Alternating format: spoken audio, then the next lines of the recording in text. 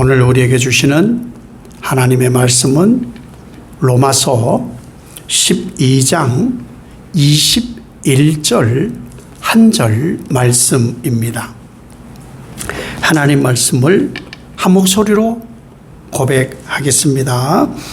악에게 지지 말고 선으로 악을 이기라. 아멘. 인사하겠습니다. 하나님의 복 받으세요. 하나님의 복 받으세요. 네. 하나님의 복 받으시기를 예수님 이름으로 축복합니다. 저는 신학을 하면서 그 이전엔 제가 그런 질문을 한 적이 거의 없어요. 모태신앙임에도 신학을 하면서 교수님으로부터 좀 도전을 받았던 것이 이런 질문을 하셨어요. 전도사님들 신학을 하면 이제 목회 후보생고시나 전도사고시를 본 분들이니까 전도사님들이라고 이렇게 호칭을 해요. 전도사님들은 그리스도인입니까? 이렇게 물으시더라고요. 전도사님은 그리스도인이세요? 이렇게 물어요. 여러 얘기 가운데 그때부터 항상 이제 질문을 하게 되었어요. 나는 그리스도인인가? 나는 그리스도인인가? 남들이 나를 보고 그리스도인인가? 이 말할 수 있을 만큼인가? 그러려면 나에게, 나의 행동에, 나의 말에, 나의 삶 전체에 그리스도인인 것이 드러나고 있는가? 그래서 늘 사실은 살펴요. 그 질문을 해요. 그런데 그리스도인인가라는 질문은 우리 안에 하는 것이고 세상 사람들은 교회 다니냐고 이렇게 묻죠. 교회 다니는 사람, 우리의 말, 행동을 보고 교회 다니는 사람이 저러냐고 이런 말을 듣거든요. 저는 사실 과속을 잘 안 해요. 정말 위급할 때 과속하다 딱지도 뗐는데 과속을 어느 순간부터 하지 않는데 그 어느 순간이 언제냐? 불과 얼마 되지 않아요. 한 10년쯤 됩니다. 뒤에 이제 시골에 명절에 가는데 우리 애들이 타고 가요. 그러면 그 속도계가 보이잖아요. 이 보통 국도가 80km입니다. 근데 그냥 아무 생각 없이 이 가속 페달을 쭉 밟고 가는데 100km까지 나오고 막 그래요. 그 아들하고 딸이 한마디 한 것이 잊혀지지 않아요. 목사가 속도 안 지킨다고. 그 전까지만 해도 사실은 무슨 속도 지키는 것 그걸 왜 지키냐고. 아니 밟아야 기분이 나지 쫙 지나가야 전혀 의식 없이 살았어요. 그러면서 이제 스스로 질문이 아니 세상에 그 안전하게 하려고 지켜놓은 법규조차 기본 법규조차 지키지 않으면서 이 하나님의 법을 지키라는 그런 말을 하는 사람이 애들에게조차 지금 존재감이 없는 거예요. 그 이후로 거의 과속을 하지 않습니다. 과속을 좀 할 것 같으면 정말 속도계 정말 자주 보거든요. 애들이 없어요. 요즘은 다 출타해서 없는데 속도계를 볼 때마다 애들이 과속을 할 것 같으면은 이거 목사가 돼가지고 그 얘기가 뒤에서 막 들리는 것 같은 거예요. 하찮은 게 아니거든요.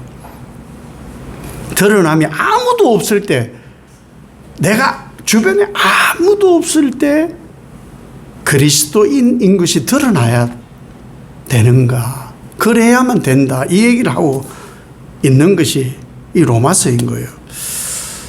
우리는 그리스도인이라는 이 말은 영이 그리고 하나님의 형상으로 내가 지음받았으니까 나의 삶의 가치가 그리고 나의 이 하나님의 형상으로 만들어진 이 육신이 그리스도인임으로 드러나야 돼요. 그래야 그리스도인이에요. 나는 그렇지도 않냐. 근데 삶이 전혀 안, 교회 다니는 사람이 뭐 저래? 이런 말 듣는 것은 정말 제고해야 돼요. 신학교 때 신학은 하나님의 콜링을 받고 오는 건데 해도 안 된다고. 사실은 학교 들어가기 전에 12월에 발표가 나요. 대학원 이제 발표가 12월에 나요. 11월에 원서를 넣고 12월에. 그럼 1월부터 2월까지 2달 동안 히브리어 헬라어를 배워요. 근데 그건 학점이 없는데 반드시 패스를 해야 돼요. 왜? 대학원이니까 시작하자마자 말자 히브리어 헬라어 원전 강독을 해야 되니까 모르고는 못하는 거예요. 해보지 않은 학문이다 보니 힘들어요. 그러니까 젊은 분은 30대, 늙은 분이 60대까지 신학을 하거든요. 하나님 부르셨으니까. 안 되는 거예요. 공부가 암기도 안 되고 안 되니까는 막 두들거리고 매일 퀴즈가 있어요. 매일 단어 퀴즈, 문단 퀴즈가 있어요. 내서 써내야 돼. 빵점이 수두룩해요. 제가 조교를 했어요. 아무것도 모르는데 빵점이 수두룩해요. 그럼 그것을 가지고 오셔요. 이렇게 가지고 오셔가지고 교수님이 막 자극을 줘요. 쫙 찢어요. 자존심 상하잖아요. 거의 한마디 해요. 나이 지긋한 분들은. 아니 그럴 수도 있지. 아니 그걸 뭐 그렇게 뭐 면전에서 찍고 그렇게 창피함을 주냐고. 그럼 교수님이 뭐랬는지 알아요? 출석을 인정해 드릴 테니까 산에 가셔서 한 일주일 동안 금식 기도해보고 이것도 못 넘을 나를 하나님이 쓰시려고 하시냐고, 콜링이 진짜냐고 물어보고 오시라고. 그런 분들이 지금 다 신학을 하고 있는 거예요. 목회를 지금 하고 계신 거예요.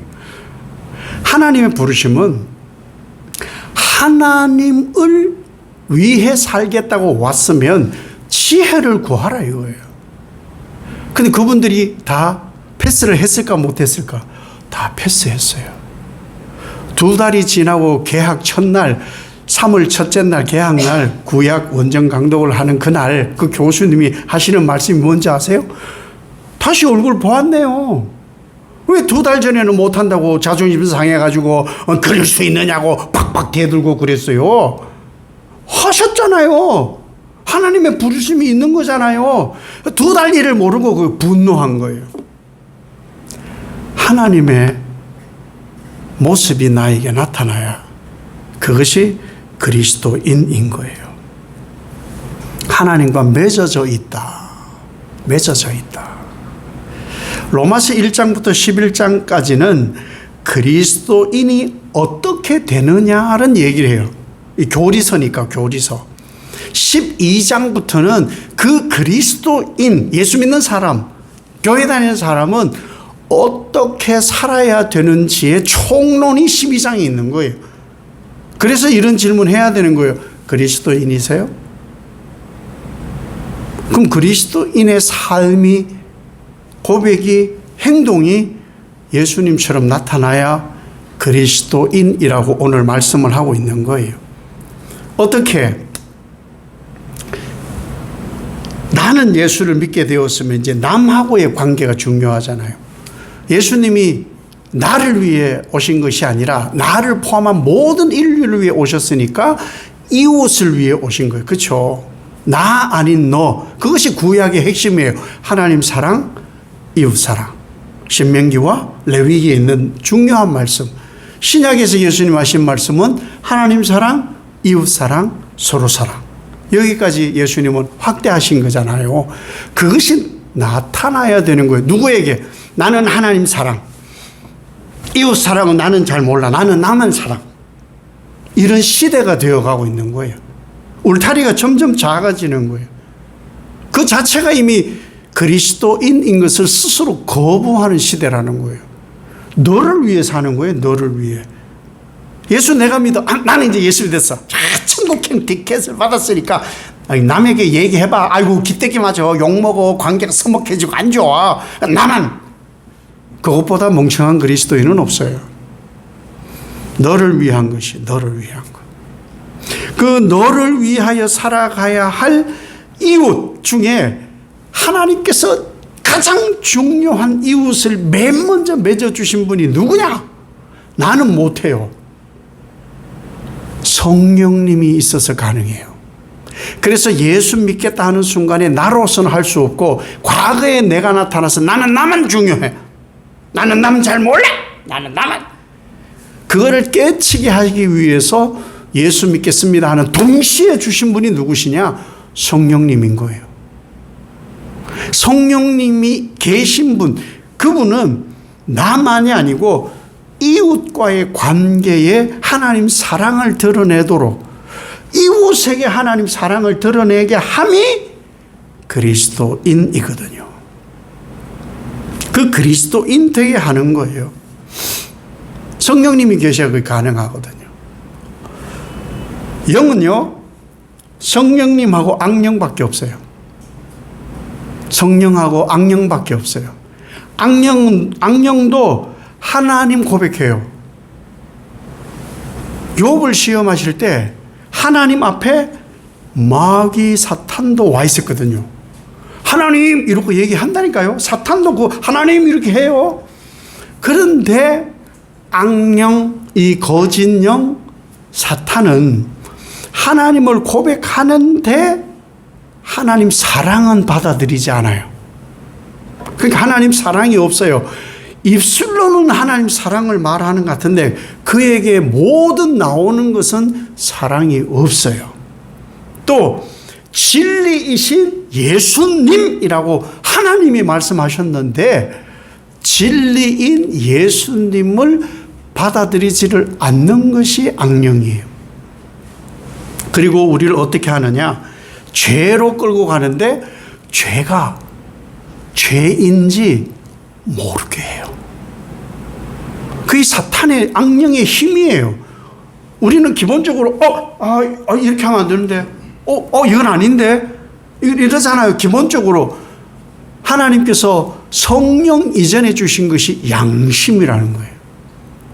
그런데 그 양심이 이미 악령으로 물들면 그 양심이 없어요.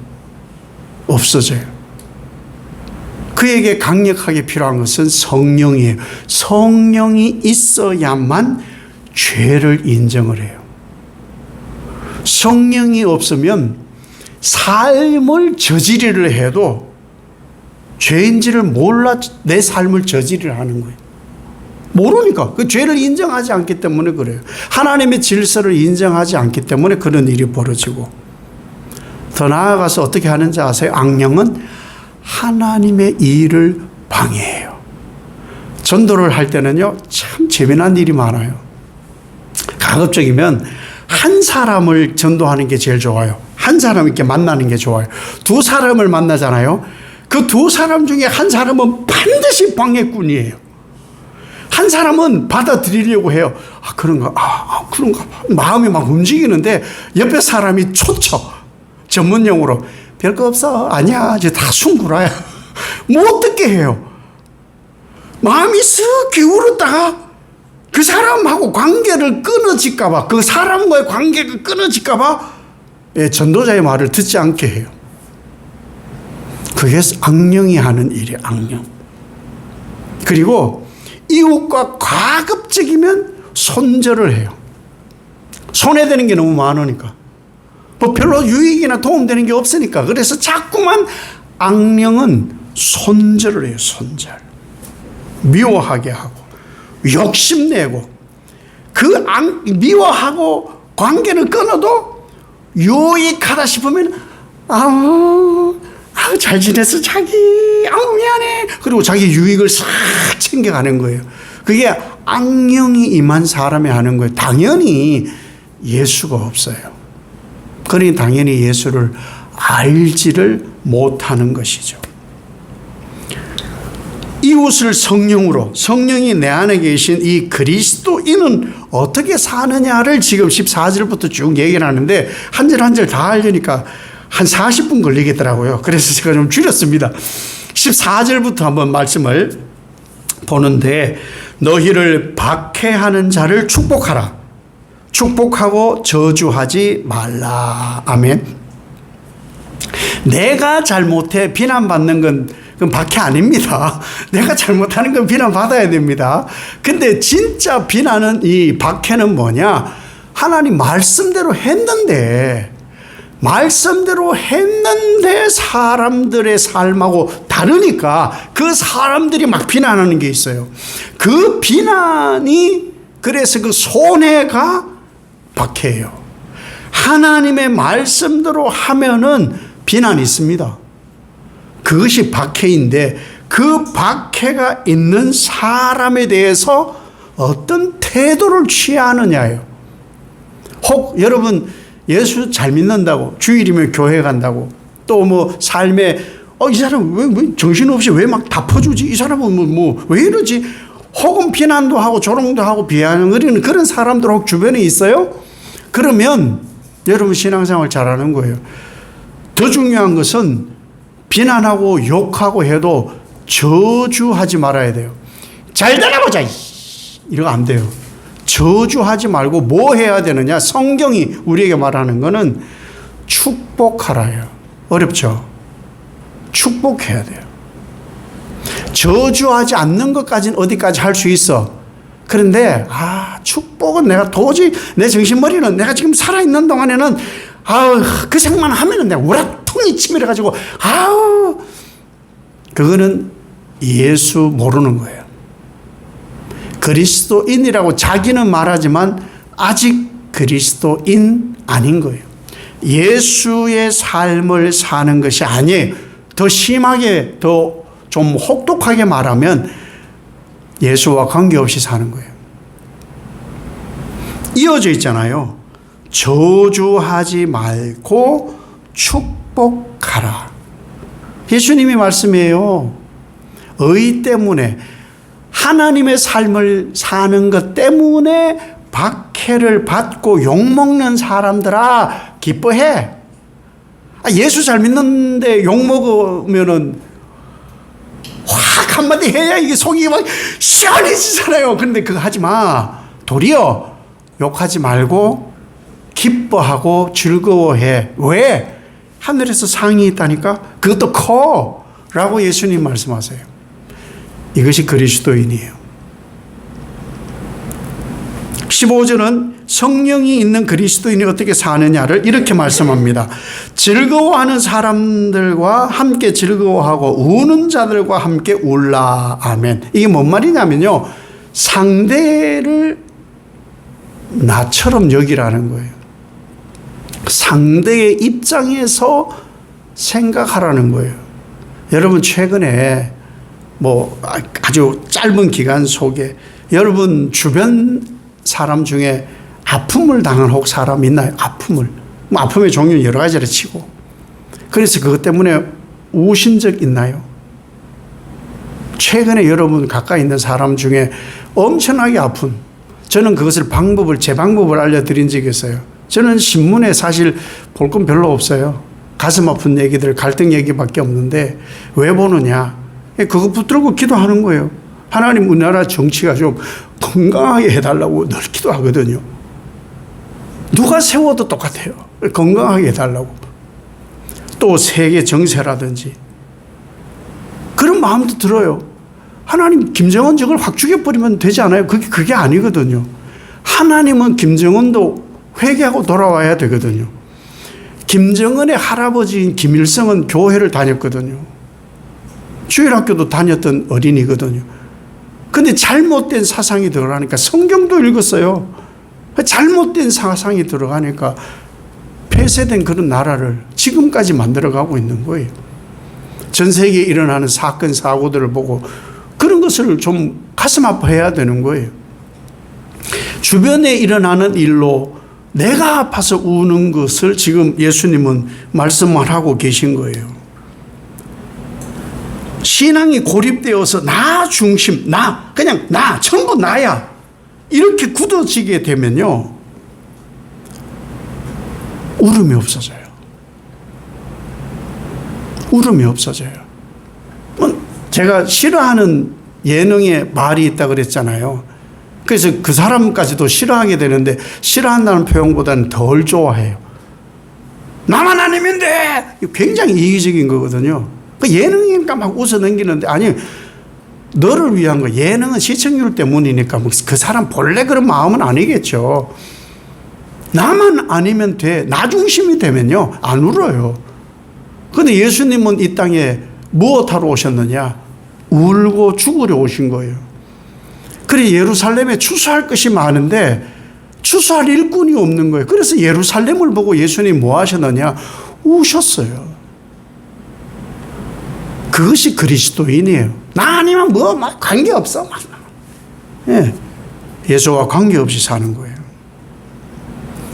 성령이 있는 그리스도인은 어떻게 사느냐? 17절에 아무에게도 악을 악으로 갚지 말고 모든 사람 앞에서 선한 일을 도모하라. 아멘. 이거 이해 잘 하셔야 됩니다. 스펄전 목사님이 성경 공부를 하는데 어떤 이제 성도가 질문을 해요. 목사님, 그러면 하나님을 잘 모르겠어요. 스데반 집사님이 복음을 전하시다가 예수님 전하다가 돌에 맞아 죽게 되잖아요. 왜 그때 하나님은 아무 일도 안 하신 거예요? 아니, 도망을 칠 길을 주든지 억울함을 풀어주시든지 아니면 유대인들의 마음을 바뀌어가지고 이 스데반을 살려주든지 그랬어야 되는 거 아니에요? 왜 하나님은 그 상황에서 아무것도 안 하신 거예요? 이렇게 질문을 했어요. 그때 스펄전 목사님의 대답이 뭐냐 하면은, 하나님은 자기를 돌로 치는 그 사람들을 위해 기도하고 축복하도록 스데반의 심령을 바꾼 거야. 이것이 바로 17절의 말이에요. 저 사람, 나에게 해를 끼친 자상이 아니라 내가 그 사람을 용서할 마음을, 이 스데반의 심령을 바꾸신 거라고. 그것이 그리스도인인 거예요. 하나님은 스데반에게 만약 스데반이 보호받는 어떤 일, 하나님의 일을 우리 다 모르지만 보호되는 일을 한다면 어떻게 될까? 사람들은 그러면은 폐쇄적이 돼요. 악하고 더 가까워져요. 악하고. 하나님은 악이 악과 가까워지는 것을 원치 않으세요. 악하고 가까워지지 않도록 하려고 누구를 막론하고 그를 바꾸시는 거예요. 그를 바꾸시는 거예요. 그를 어떻게 바꾸느냐? 화목하게 하시려고. 원수를 위해 오신 분이 예수님이시죠. 하나님이 몸을 입고 오신 예수님. 뭘 하셨어요? 그들을 바꾼 게 아니에요. 하나님이 어떤 분인가를 드러내신 거예요. 그들을 원수, 죄인, 악인들을 찢어 죽이는 게 아니고 그들의 죄가 얼마나 나쁜 것인지를 자기 몸을 찢은 거예요. 그리고 한 방울의 피도 남기지 않고 무엇을 이루셨느냐? 화목을 이루신 거예요. 그것이 그리스도인이에요. 그러니까 내가 뭘 하는, 내가 어떤 일이 벌어지는데 저기를 상대를 바꾸는 것이 아니고 나를 바꾸고 하나님을 바라보게 함이 그리스도인이라는 것이죠. 18절이 그 말씀이에요. 할 수 있거든 너희로서는 모든 사람과 더불어 화목하라. 화목은요, 희생 없이는 안 돼요. 자기 희생이 있어야, 자기 희생이 있는 곳에 화목이 일어나요. 희생하지 않는 사람이 있어요. 자기밖에 몰라요. 시끄러워요. 그곳은 무조건 시끄럽습니다. 제 신대원 때 이제 졸업여행을 가는데 어쩌다 보니 제가 가게 됐어요. 그걸 하려고 막 바자회도 했어요. 같이 못 가는 동기들 같이 가게 하려고, 또 학교가 건축 중이어서 건축 헌금도 하려고. 그래서 제주도로 갔어요. 갔는데 그 당시에는 뭐 인터넷 검색을 막 하고 그럴 때가 아니었어요. 검색도 잘 못했고 그랬는데, 그래서 숙소를 정하고 보면 요즘은 보면은 막 다 나오잖아요. 그렇지 않았단 말이에요. 그래서 그것을 뭐 해가지고 또 갔어요. 가서 보니까 호텔 방인데 생각보다 좀 작았어요. 생각보다 작으니까. 저보다 나이 좀 많은 63년생 어떤 형님이, 그 형님은 졸업여행 갈 때부터 입이 이만큼 나왔더라고. 뭐가 마음에 안 들어 봐. 원래 한 40몇만 원씩 내야 되는데 바자회를 몇 명이 막 죽기 살기로 해가지고 28만 원까지 줄였어요. 그래서 덜 내고 간 거예요. 혜택이 엄청 있었단 말이야. 근데 뭐 밥이 어쩌다는 등 무한리필 돼지고기집이 있더라고. 제주도 돼지고기. 거기서는 아무 말도 안 해. 뭐 좋아 죽을라 그래. 근데 뭐 숙소에 들어가고 뭐 조금만 불편한 게 있으면 뭐 입이 이만큼 나오더라고. 멱살을 안 잡고, 네, 욕은 안 하고, 그만한 거 다 해버렸어, 제가. 하도 막 부하같이 밀어가지고 막 쏴붙였단 말이에요. 저를 못 다스리시고. 그때는 뭐 제가 뭐 혈기가 한 500단쯤 됐으니까. 이해가 안 됐다 이거죠. 나는 이만큼 준비했는데 그것도 이해를 못하느냐고 막 퍼부었어요. 그 분위기를 누가 깼는지 아세요? 제가 깼어요. 제가 깼어요. 그 가면은 다 불편할 거 아니에요. 자기 집에서 자기 마음대로 하는데, 아니, 호텔이 뭐 자기 마음대로 되겠어요? 자기 마음대로 안 되었을 것이고, 먹는 게 자기 마음대로 안 될 것이고, 다 다르잖아요, 입맛이. 근데 내가 나를 못 이긴 거예요. 내가 화목을 깬 거예요. 화목을 이루시는 사람이 그리스도인이고, 그 하나님과 화목을 이루심이 십자가인 거예요. 그리스도인은 어떻게 사느냐? 21절에 이렇게 말씀합니다. 악에게 지지 말고 선으로 악을 이기라. 아멘. 예수님의 마지막 고백이 뭔지 아시죠? 십자가에서 예수님이, 아버지, 저 사람들이 자기들이 뭐 하는지 몰라요. 저들을 용서해 주세요. 아니, 구원을 시키러 왔는데 내 몸을 찢어서 죄를 사하고 하나님 나라를 회복시키러 왔는데 그걸 몰라주는 거예요. 몰라주는데 용서해 달라고. 모르고 하는 일이니까 용서해 달라고. 그것이 그리스도인이라는 거예요. 악을요, 선으로 대하면 그리스도인에게는 어려움 옵니다. 아니, 내가 저 악한 것을, 저 악한 사람을 내가 그리스도의 마음, 주여, 그리스도의 마음으로 선을 대하면 바뀌어지겠지. 그건 아니에요. 그건 하나님 영역이에요. 그렇게 대하면 환난이 와요.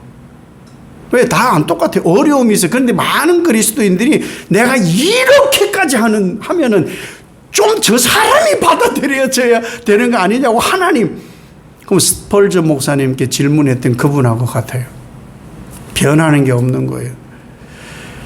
악을 선으로 대하면 환난이 와요.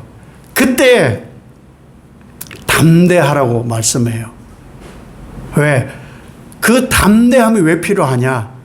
예수님께서 세상에 그 모든 것을 이기셨기 때문에. 나를 이기는 게 나를 이김.